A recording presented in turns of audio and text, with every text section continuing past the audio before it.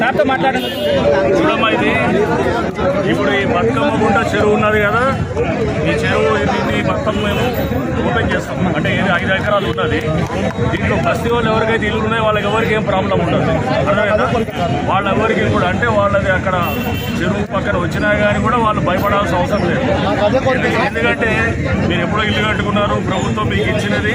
రేపు ఎవడన్నా వచ్చి మీకు చెప్పినా కానీ అంటే ఏదో ఏది హైడ్రా వస్తుంది, కూల్చేస్తుంది ఈ బస్తీ వాళ్ళందరికీ అంటే మీరు ఎవరు నమ్మొద్దు. అర్థమైందా? సో ప్రభుత్వం చాలా స్పష్టంగా ఉన్నది. పేదవాళ్ళకి ఎక్కడ కూడా హైడ్రా అనే చిన్న సమస్య కూడా చేయదన్నమాట.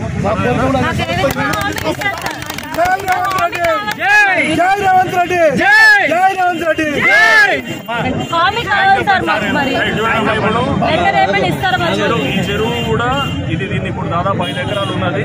అది ఆక్రమణలో అంటే దాన్ని ఏం చేస్తారు, మొత్తం నింపేసి దాన్ని మొత్తము మట్టితోటి లేకపోతే దీంతో మొత్తం చేయడం వల్ల ఇప్పుడు చుట్టుపక్కల అంతా కూడా బస్సులన్నీ నిండుతుంటాయి. వాటర్ వర్షం వస్తే అందరికి వస్తాయి.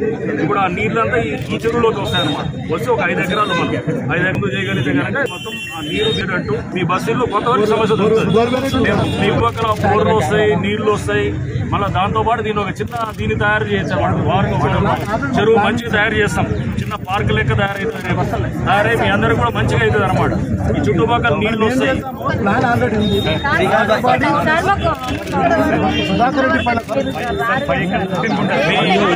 అంతేనమ్మా, అంతవరకే. మీ ఇల్లు టచ్ కూడా చేయరు, నీళ్ళు ఎక్కడ కూడా టచ్ చేయరు.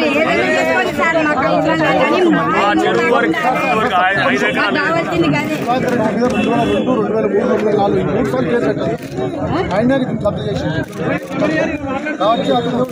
మేము హైడ్రా కూడా కోర్టులో మేము కెవియేట్ ఫైల్ చేసినాం.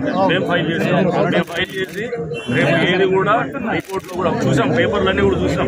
మా లీగల్ అడ్వైజర్ గారు కూడా మొత్తం దాని మీద లాస్ట్ వారం రోజులు స్టడీ చేసి చూస్తే దాంట్లో ఎక్కడ కూడా ఎటువంటి కోర్టు ఉత్తర్వులు కూడా లేవు. వాళ్ళకు టైటిల్ ప్రూవ్ చేసుకోమని అది చాలా స్పష్టంగా వాళ్ళకి హైకోర్టు ఎప్పుడో చెప్పింది. కానీ టైటిల్ ప్రూవ్ చేసుకోవచ్చు. ఎందుకంటే ఆ చుట్టూ తిప్పుతున్నారు కానీ అసలు పాయింట్కి రావట్లేదు. అది అర్థమైంది. మాకు అంత లోతుగా స్టడీ చేసినప్పుడు అర్థమైంది. థ్యాంక్స్ చెప్పండి.